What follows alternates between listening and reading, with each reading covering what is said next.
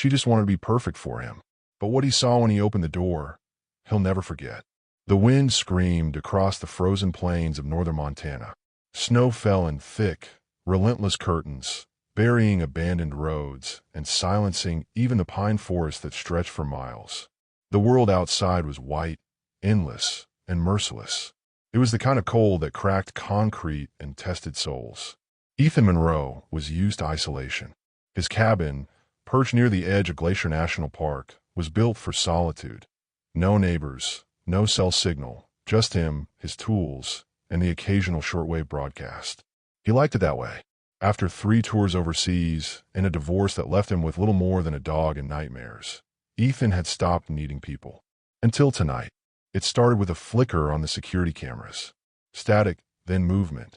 Someone, was stumbling through the snow beyond the tree line. The figure was humanoid but strange. Too tall, too smooth. The thermal sensor didn't even register a heat signature. Ethan grabbed his coat, rifle slung over his shoulder, and trudged into the cold. He found her collapsed in the snow near the shed. She was barefoot, with purple skin glowing faintly under the moonlight, and long black hair tangled around her face like ink on silk. She wasn't shivering. In fact, she didn't seem cold at all. But she looked broken. He paused. "Are you hurt?" Her eyelids fluttered open. Violet irises. Slit pupils. She blinked slowly, as if trying to translate his voice into something she could understand. Then she whispered, barely audible over the wind. "I know how to cook. I know how to clean. I know how to stay quiet." Ethan's breath caught. "What did you say?" "I was made perfect," she continued, voice soft and eerily calm. "Just for you." She reached a hand toward him, 5 fingers, but tipped with slightly clawed nails and glowing faintly at the joints. Her skin shimmered under the snowflakes. She didn't seem afraid, not even as she collapsed again into the snow. Ethan didn't think. He wrapped her in his coat, lifted her up, surprisingly light, and carried her into the cabin. Inside, the warmth was immediate. He laid her on the couch, unsure whether to call a hospital, the military, or some black ops agency he hoped didn't actually exist. But the moment he reached for the old landline, her eyes opened again. "Please don't." Her voice echoed in his head more than in the room. There was something not right, something not human. "What are you?" he asked. Her eyes softened. "Cold," she said simply. He knelt beside her. "Okay, just stay here. Rest. I'll get you something." He moved to the small kitchen, mind racing. What the hell was this? An experiment? A hallucination? But she was real. He could feel the warmth building around her now. Not from the heater, but from her. Like her body was adjusting, shifting, assimilating. He made tea. Not because she asked, but because it gave him something to do with his hands. When he returned, she was sitting upright, the blanket around her shoulders. Still quiet. Still watching him. "I don't remember where I came from," she said. "But I remember you." Ethan nearly dropped the mug. "I've never seen you before in my life," he said. She tilted her head. "Not like this. But I was made to match you. Everything you lost. Everything you needed. They built me for that." "Who's they?" "I don't know. But I remember waking up and thinking about you." He stared at her. The delicate jawline.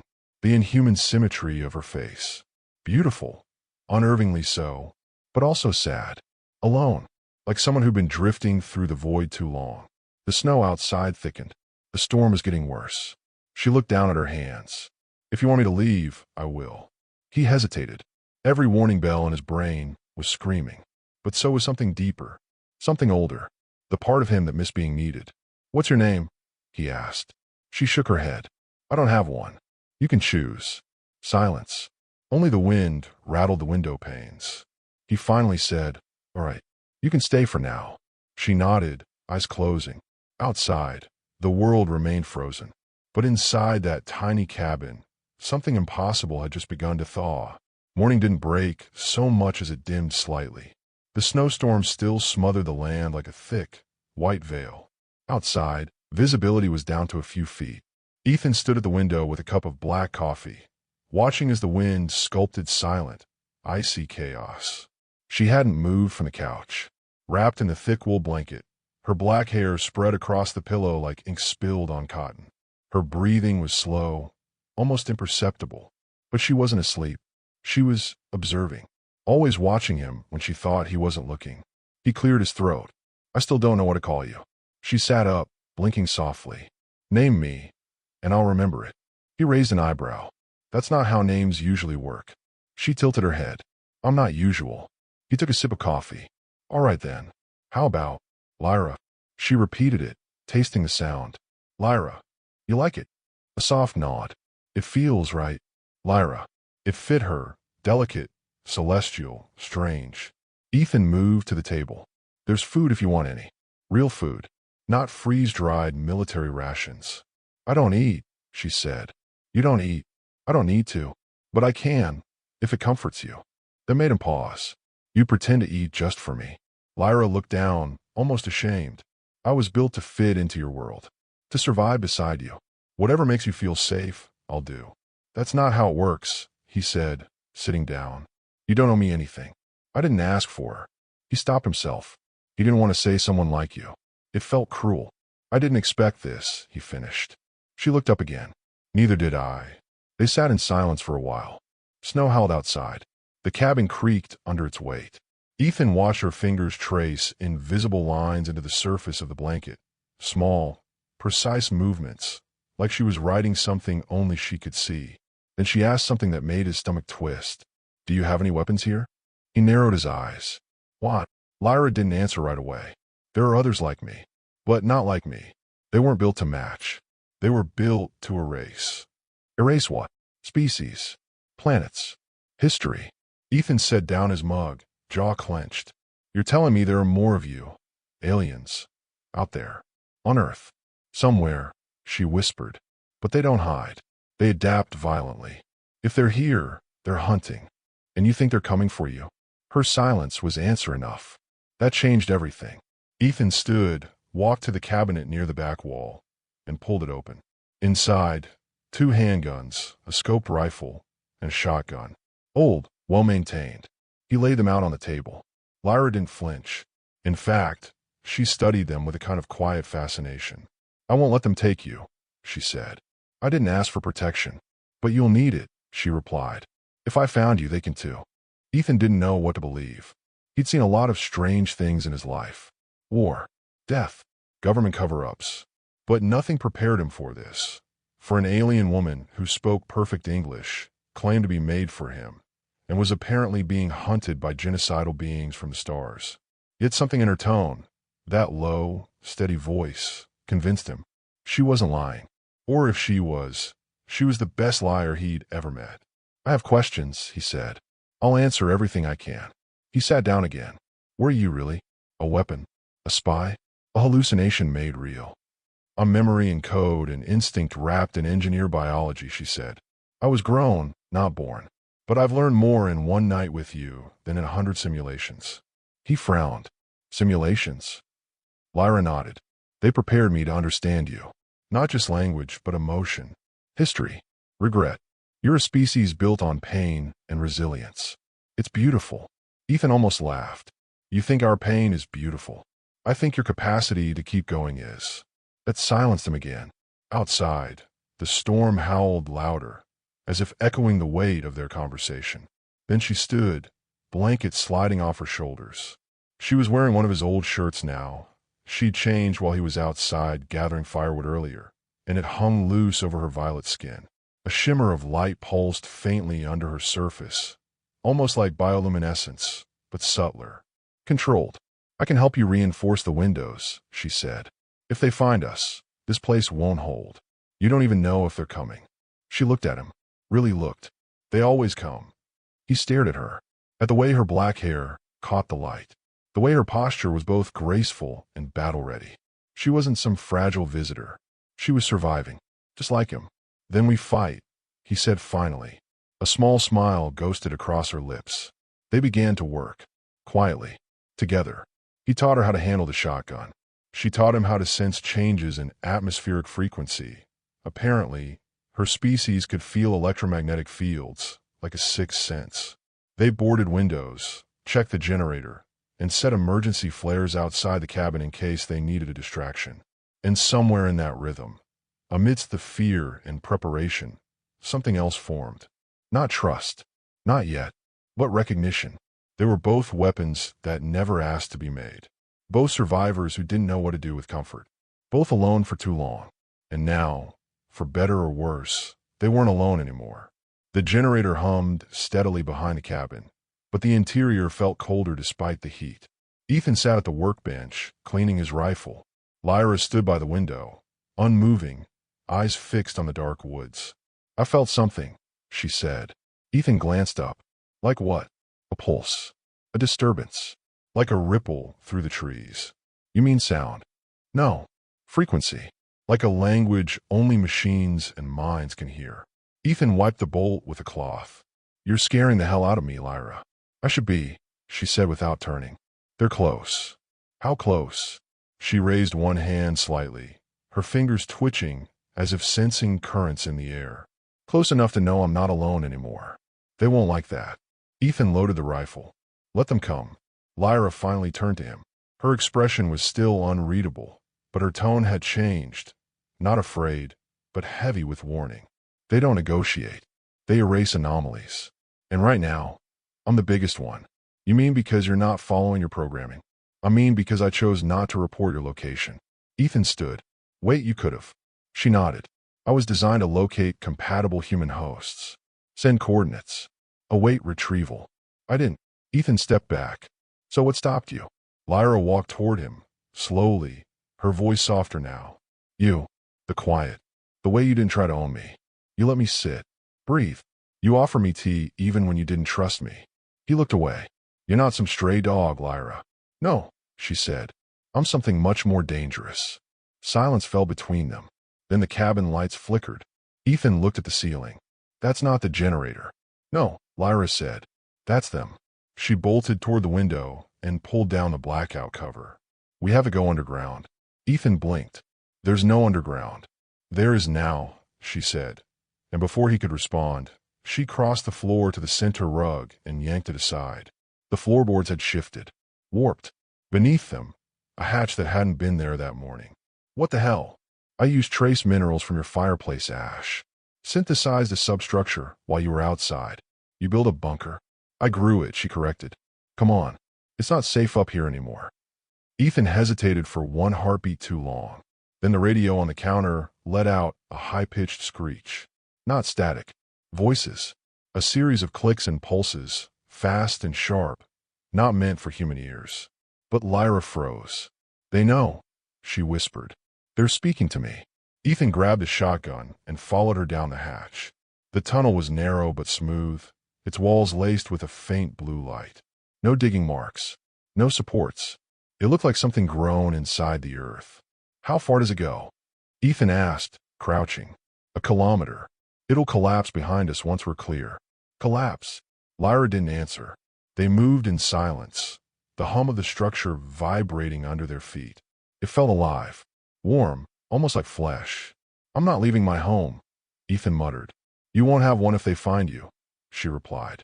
When they reached the chamber at the end, Lyra placed her hand against the circular panel. The wall opened with a hiss, revealing what looked like a survival pod, but made of materials Ethan couldn't identify. It wasn't military. It wasn't human. You want me to get in that thing? He asked. Lyra turned to him.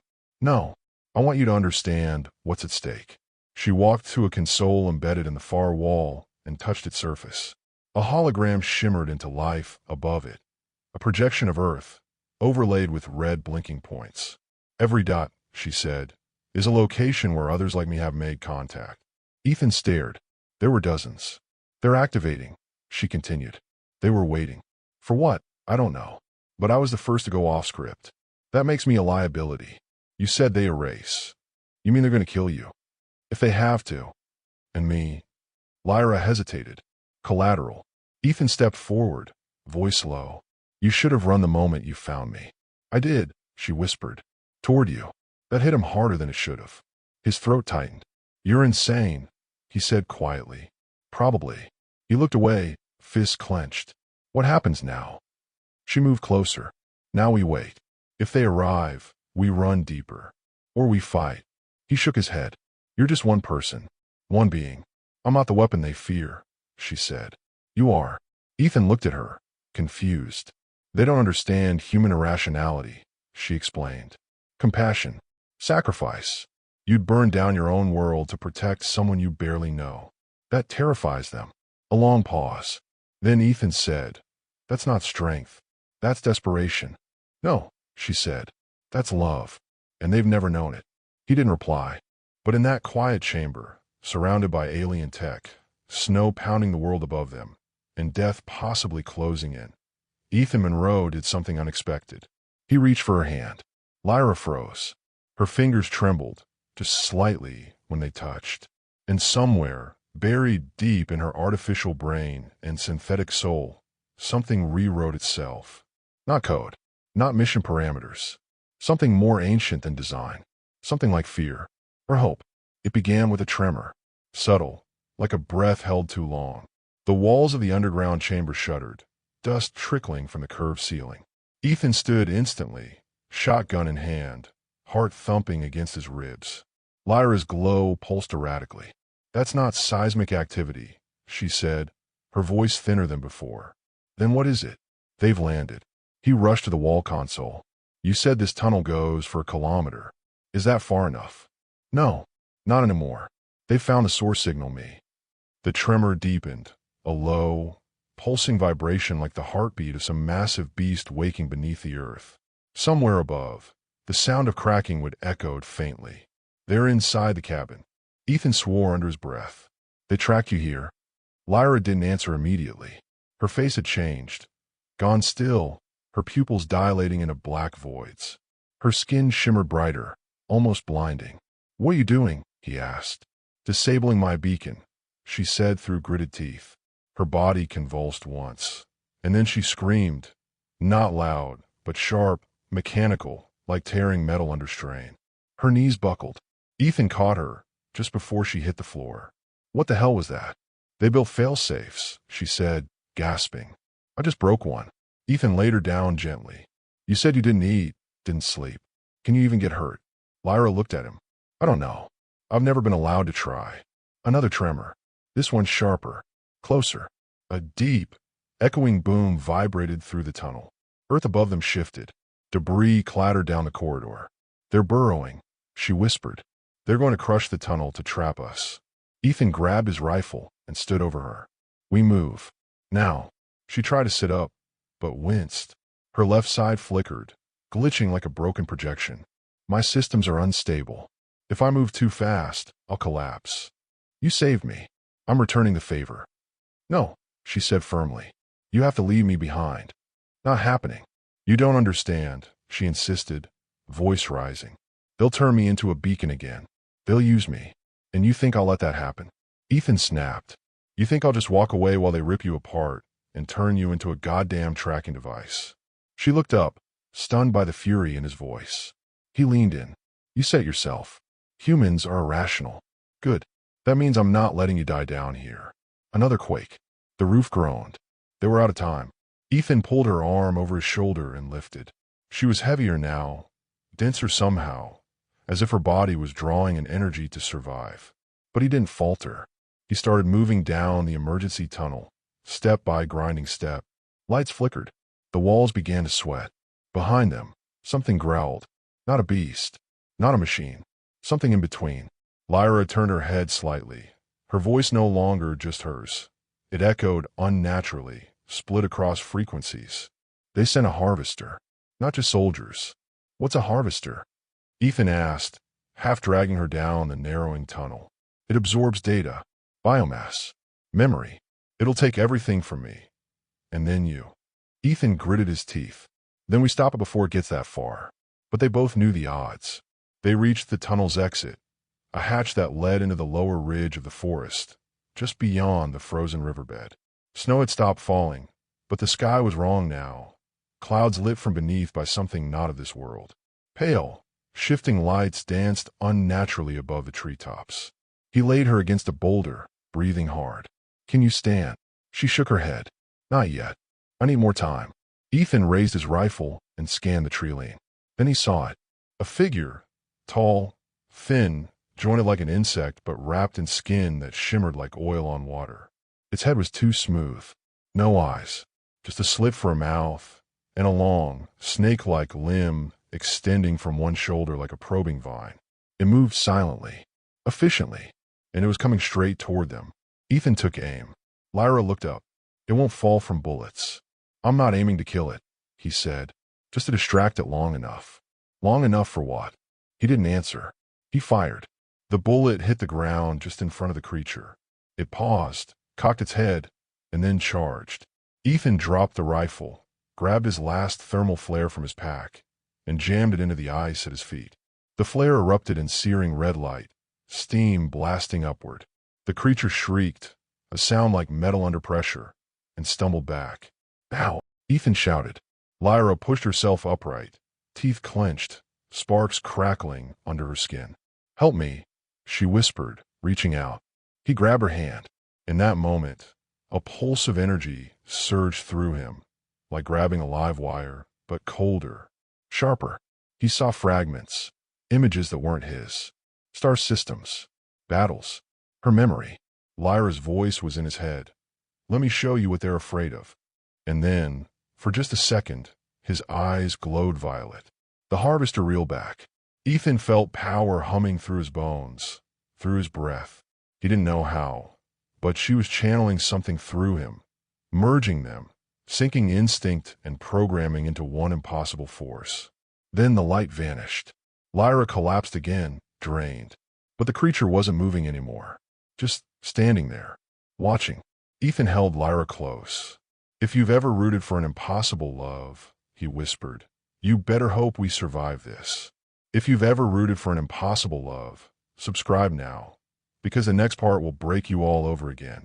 The creature was gone, not dead, just vanished, folding backward into the shadows like a glitch in reality. One moment it was staring at them, and the next it simply blinked out of existence, like it had seen something in Ethan and chosen to retreat. But the cost was clear. Lyra lay crumpled in the snow beside the steaming flare, her skin dimmed, almost gray. Her pulse flickered beneath the surface like a dying ember. Ethan checked her breathing, shallow, irregular. He lifted her again, not knowing if he was hurting her, not knowing where to go, just moving on instinct. North, away from the blast radius, toward a place he remembered from a hunting trip years ago, an abandoned ranger station built into the base of cliff, reinforced with stone and steel. He carried her for nearly an hour through knee-deep snow. No words, just breath, just motion, just the biting cold and the weight of something irreplaceable in his arms. The station was intact. Barely. Ethan kicked the door open and stepped into the frozen dark. Old wooden walls creaked in protest. Dust coated every surface. He laid Lyra on the cot in the back room and stripped off her wet shirt, gently, respectfully, replacing it with a dry flannel from a forgotten ranger's locker. Then he lit the emergency heater, started a fire in the stove, and sat on the floor beside her, staring at the flames. She didn't wake. Not that night. But she dreamed. He could tell. Her hands twitched. Her lips moved in silent echoes. Her body sparked at the joints like a storm behind glass. Every few minutes, a faint pulse radiated from her chest, like sonar. Was she calling for help? Or was she being traced again? Ethan didn't sleep. He couldn't. He just watched her, trying to memorize every detail of her face before she disappeared forever. When she finally opened her eyes, it was morning. Pale sunlight leaked through the boarded windows. Snowflakes swirled in the golden beams like ash. Where are we? She whispered. Old Ranger Post, Ethan said. We're safe. For now. She sat up slowly. Her movements were sluggish, unnatural. Her glow was weaker. You pushed too far, he said. Whatever you did, it nearly killed you. I had to, she said. The harvester would have taken everything. He nodded. What did you do to me? Back there with the light. I opened the channel, she said. Let you feel what I feel. Just for a second. It felt like dying. She looked at him. It was. The old version of you couldn't survive that knowledge. So it broke. And now, there's someone new sitting in front of me. He didn't answer. He wasn't sure she was wrong. They stayed in the ranger station for 2 more days. Ethan scavenged supplies, fixed the radio, reinforced the windows again. Every time he walked back into the room and saw her there, alive, recovering, he felt something tighten in his chest. Not fear, something else. Lyra, for her part, said little. She spent hours sitting by the fire, watching the flames as if reading their patterns. But she never asked to leave. On the third night, she finally said it. "You should have left me." He turned from the stove. "I already told you. That wasn't going to happen. I was designed to be expendable," she said. "You weren't."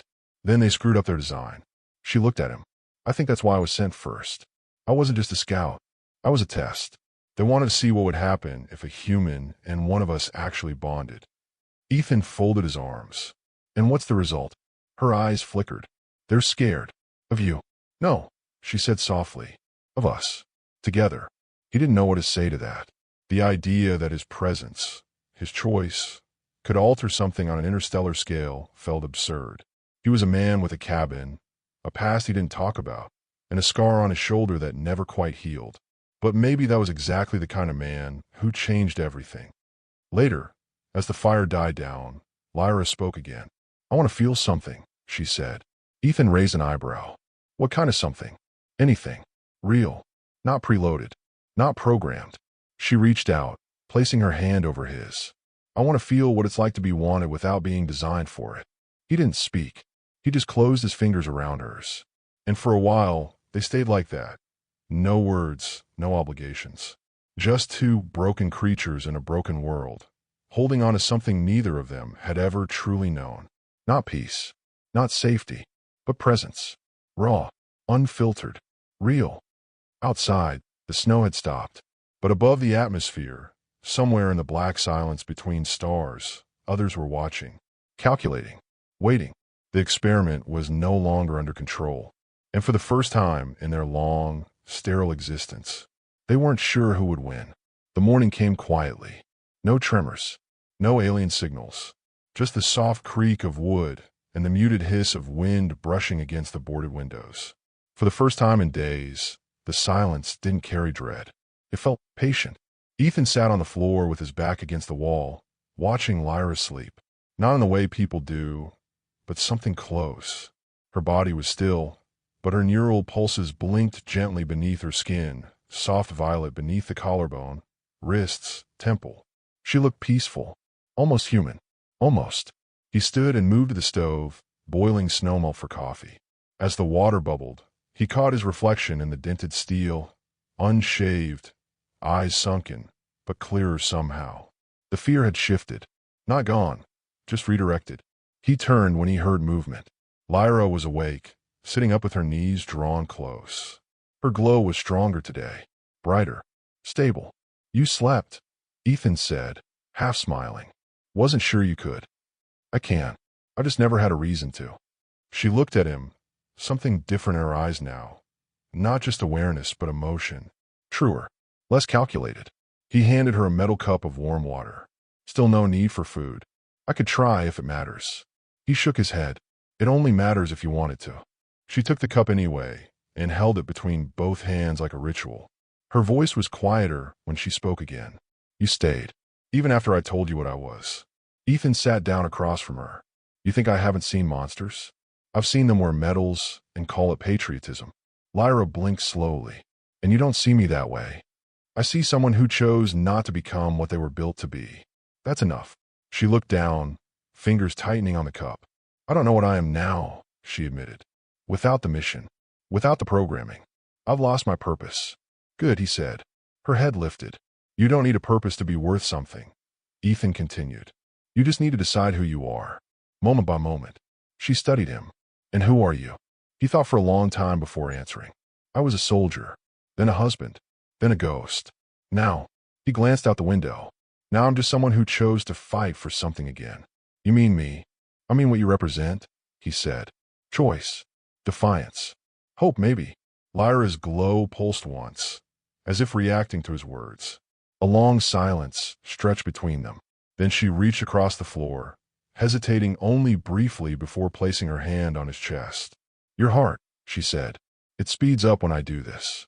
"Yeah," Ethan said. "That tend to happen." "What?" He laughed, dry and quiet.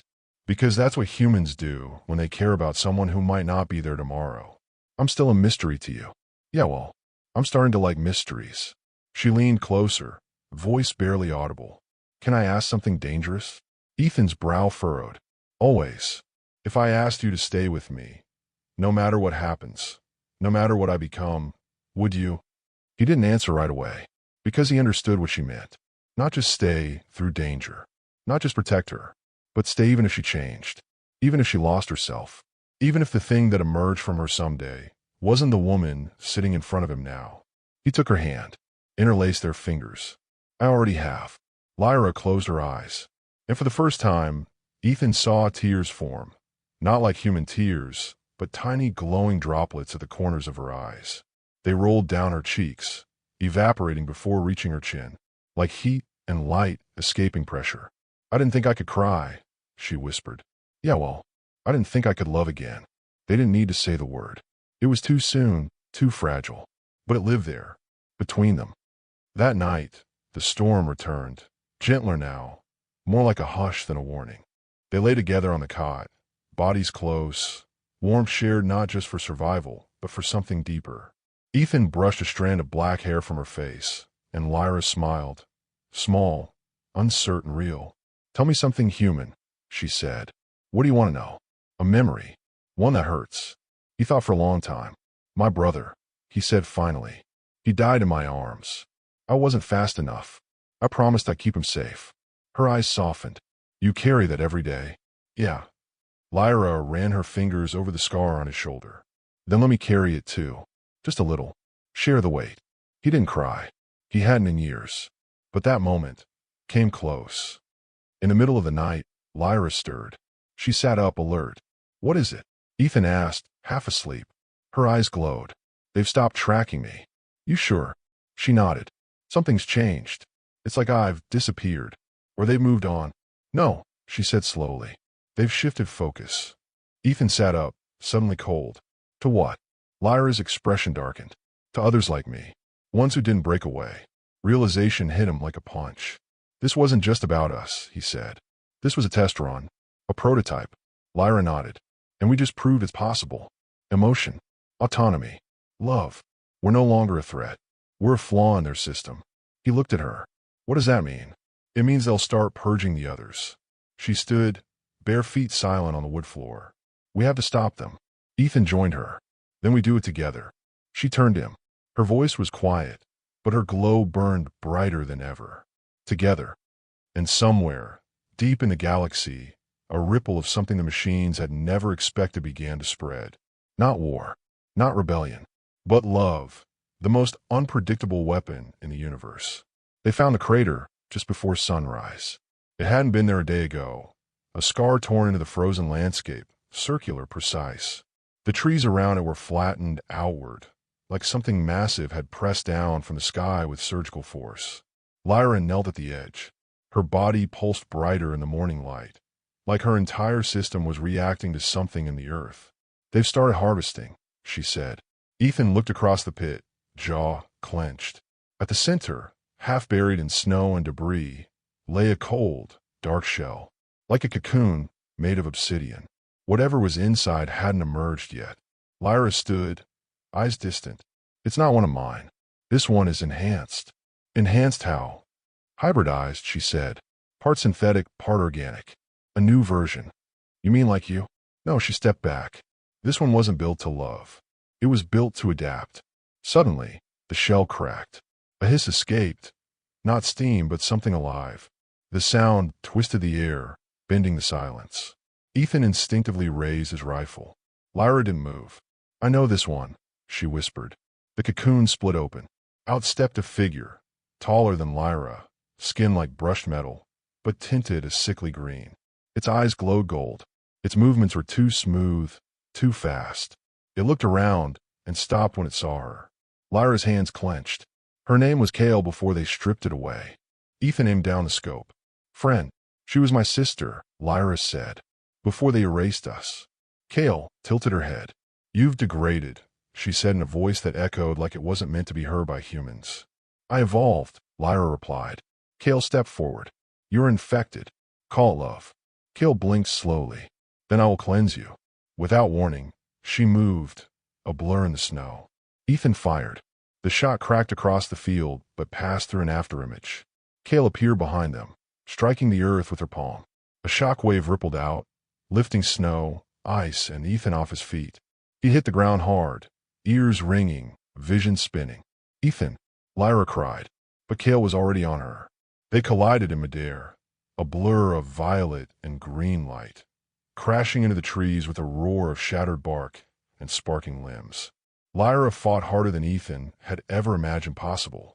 Her strikes were graceful, devastating, but Cale was faster, colder, optimized.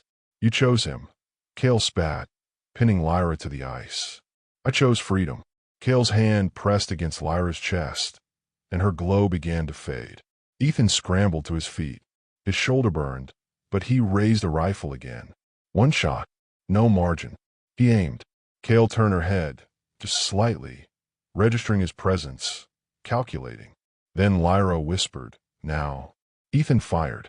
The bullet hit Cale's shoulder, not enough to kill, but enough to distract. In that fraction of a second, Lyra surged.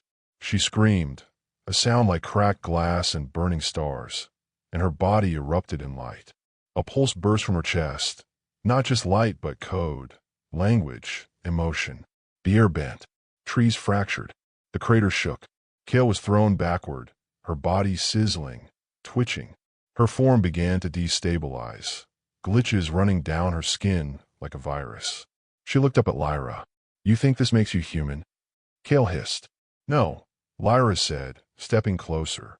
"It makes me dangerous." She touched Cale's forehead gently. "I'm sorry." A final surge of light. Cale disintegrated. No scream, no resistance. Just silence and a gust of snow. The field was quiet again. Ethan limped toward Lyra. She collapsed in his arms, body trembling, glow flickering dangerously low. "You used too much," he said. She nodded weakly. "I had to." He laid her gently in the snow. "Stay with me. Look at me." Her fingers brushed his face. "I didn't know what it felt like to fight for someone, not just survive." "You don't get to die now," Ethan said. "Not after all this." Her breathing slowed. Then, from the forest edge, a new sound. Soft, metallic. Footsteps. Dozens. Ethan stood, aiming the rifle again, empty. From the trees, they emerged. Other constructs, humanoid, glowing, but different. Their lights were blue. Lyra opened her eyes. "They're not hostile," she whispered. "They felt the pulse. They heard me." Ethan turned. The constructs formed a loose circle, weapons holstered, heads tilted. One step forward. Female. Younger. Scared. "Are you free?" she asked, voice trembling. Lyra nodded. "I am now." The others lowered their heads. Reverence. Recognition. Ethan helped Lyra to her feet. She leaned on him, her body weak but eyes burning. "You just started a war," he said. Lyra shook her head. "No, I ended the first one." She turned to the group. "Let's go. If your heart's still racing, don't miss what comes next. Subscribe and stay, because the final chapters will break you in the best way." The snow was gone. Patches of earth peeked through the frost, and the first hints of green sprouted along the edges of the trees. The air was thinner, warmer, not fully spring, but not winter anymore either. Ethan stood where his cabin used to be. The skeleton remained, half-burned beams, a twisted stovepipe, the front steps buried in ash. The rest had collapsed under the weight of the fight, the storm, and time. He ran a hand through his overgrown hair and let out a breath that had been stuck in his chest since everything began. He wasn't grieving the cabin. Not really. He was saying goodbye to the man who had lived in it. Behind him, Lyra approached. Her steps were slower now, not from weakness, but from choice. She moved like someone who had earned stillness. Her skin no longer glowed constantly. It flickered only when she felt strong emotions. Her eyes were the same deep violet, but there was something new in them, something human. "You sure you want to rebuild here?" she asked. He turned toward her. "It's still home, just needs new walls." She looked around, the wind lifting strands of her black hair. "It won't be safe," she said. "Not for long. Now that others are waking up, the old system won't let it go quietly." "I'm counting on that," Ethan replied. "And I'm not hiding anymore." He gestured to the hillside beyond the cabin, where construction had begun, small modular units dropped by drone weeks ago. Not military tech, not alien either. Something new. Neutral. Refuge. They're coming. Lyra asked. Ethan nodded. First arrivals this week. 2 hybrids. One just a kid. The other's older than you. Both afraid. Both running. Not running anymore, she corrected. They're arriving. That's different. He smiled. Good word. They walked through the rubble side by side. Occasionally, she'd kneel and brush her fingers across a piece of scorched furniture. Not from memory, but respect. The past still mattered, but only as foundation. This place won't be enough, she said after a while. It's not supposed to be. It's just the start. They sat on a fallen beam. Lyra tilted her face toward the sun. I can feel frequencies shifting. You mean more landings? No, I mean emotion. The others, they're learning what it means to feel. To be. That changes everything. You sure that's a good thing? Ethan asked. She looked at him. You think love's ever been safe? He chuckled. Fair. They sat in silence. Above them, the sky stretched clear and endless. Not empty, just quiet. Then she asked something new. Do you want to give me a last name? He blinked. What? You gave me a first name. I like that. But now that maybe I deserve a second one. He thought about it, then said, Monroe. She raised an eyebrow. Like yours. You're part of this mess, he said. You've earned it. Lyra Monroe. She smiled. I like the way that sounds. Later, they walked the edge of the forest, checking motion sensors, running diagnostics. Not because they feared an attack, but because old habits took time to fade. At the tree line, Ethan stopped. He crouched and brushed snow from a flat stone he'd placed there weeks earlier. It wasn't a grave. It was a marker. For Kale. For the war that ended in silence. Lyra knelt beside him, not speaking. They both knew that not every enemy had been cruel by choice. Some had just been locked into systems too old to escape. But escape was possible now. Not easy, but real. That night, back in the half-built shelter, Ethan cooked the first real meal they'd shared. Roasted root vegetables, wild rabbit, a flask of something strong. Lyra didn't eat much, but she tasted everything and smiled at the effort. Afterward, he showed her how to play chess. She beat him in 6 moves. You're cheating, he muttered. I'm learning, she corrected. Faster than you. You're enjoying this. She leaned across the board, eyes glowing faintly. I'm enjoying you. Then, softer, is that okay? He didn't answer. He just reached for her hand, and she let him. Outside, the night fell gently. No engines, no warships, no code transmission. Just quiet, just stars. And far away, across mountains and oceans, other lights were waking. Other minds, other hearts. The war was over, but the world was just beginning. Ethan stood at the top of the hill, looking out over the clearing below. The air was crisp, tinted orange and gold by the setting sun. Trees swayed gently, no longer threatening, just alive. Peace had taken root here. At the base of the hill, the small colony pulsed with quiet motion. Hybrid beings worked side by side with humans, their lights flickering softly, no longer aggressive, no longer hiding. Tools passed from hand to hand. Structures rose one panel at a time. This wasn't a stronghold. It wasn't a military outpost. It was a beginning, and somehow, Ethan had helped build it. He didn't know what he'd expected at the start. When he pulled an impossible woman from the snow and carried her into his ruined cabin. Maybe that he'd die protecting her. Maybe that she'd turn on him. He hadn't expected a change, but he had. She had too. He heard her behind him before she spoke. That soft, precise rhythm of her steps. Lyra, now wearing a coat he gave her, boots from a supply drop, and a simple silver pendant, a chest piece, around her neck.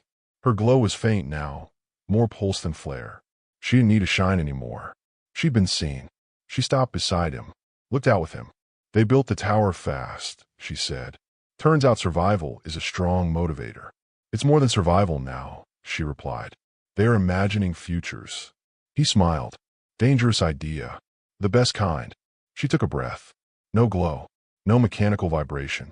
Just breath. Like she'd chosen to become as close to human as possible. Not because it was expected, but because it felt right. I've been scanning for signals, she said after a while. They've gone quiet. Whatever system created us, it's gone dormant. Maybe permanently. Ethan glanced at her. Do you believe that? She shook her head. But I believe we bought time. He nodded slowly. They stood in silence for a few moments, watching the first stars appear. I used to think solitude was strength, Ethan said. That silence meant control. She looked at him. And now I know it just means you're hiding from something that already broke you. Lyra leaned into his side. He didn't flinch. He welcomed it. I never understood why humans fight so hard, she said. Why you keep going even after everything is lost. Because we don't know how to stop, Ethan said. Because sometimes what we protect is more important than how we feel. She nodded. Then I'm glad I met you. He looked at her and said, you didn't just meet me. You made me start over. Later, as the stars filled the sky, Ethan sat by the fire, journal open in his lap. His handwriting was messy, uneven, but steady. He wrote, she wasn't sent to save me, and I wasn't supposed to save her. But somewhere between fear and survival, we made a new path. Not perfect, not planned, just real. He paused, then added, if you ever find yourself face to face with something the world tells you to fear, look again. It might be your chance to become something more than what you were built to be. He closed a notebook. Lyra watched him from across the fire, a smile in her eyes. The future was still uncertain. There were questions no one could answer. But for once, they weren't running from them. They were walking forward, together. The new world didn't begin with a speech. It began with quiet, the good kind. A year had passed since Lyra cut her signal for good. Since the others began arriving, one by one. Lost. Changed. Free. Since humans stopped pointing weapons and started asking questions. There were no bunkers anymore. No hiding. Now there were lights. Music. Laughter. The colony had a name. Hollow Ridge. Once a scar in the earth. Now a place rebuilt by hands that were never supposed to build anything at all. By minds that had never been allowed to choose. Ethan stood on the porch of his new home. Part cabin. Part observatory. Above him, the stars stretched wide and clean, like a sky reborn. His hair was flecked with gray now. His eyes softer. Less guarded, but still watching. The door behind him creaked open. Lyra stepped out, barefoot, her black hair loose around her shoulders, a soft sweater clinging to her frame. No glow, no tech, just her. She handed him a cup of hot cider, and he took it with a nod. They stood in silence for a long moment, watching the lights of Hollow Ridge below. Families, hybrids, humans, no longer strangers. Just people. A child's voice rang out from the distance, half laughter, half command, as a small figure ran back toward one of the buildings. Lyra smiled. You really think it's working? She asked. I think it's better than what came before. She sat on the porch railing, next to him. I heard another ship crashed out west, she said. More survivors. 3, Ethan replied. 2 asked about you.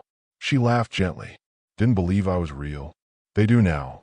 Her eyes flickered with warmth. You still worry about what's out there? I do, he said, but I'm not afraid of it anymore. She leaned her head on his shoulder.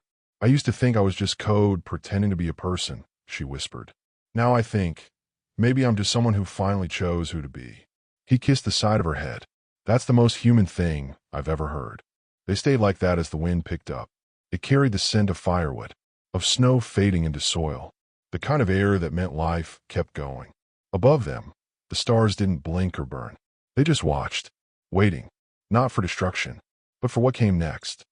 If you've ever believed in a love that wasn't supposed to exist, thanks for staying with this story.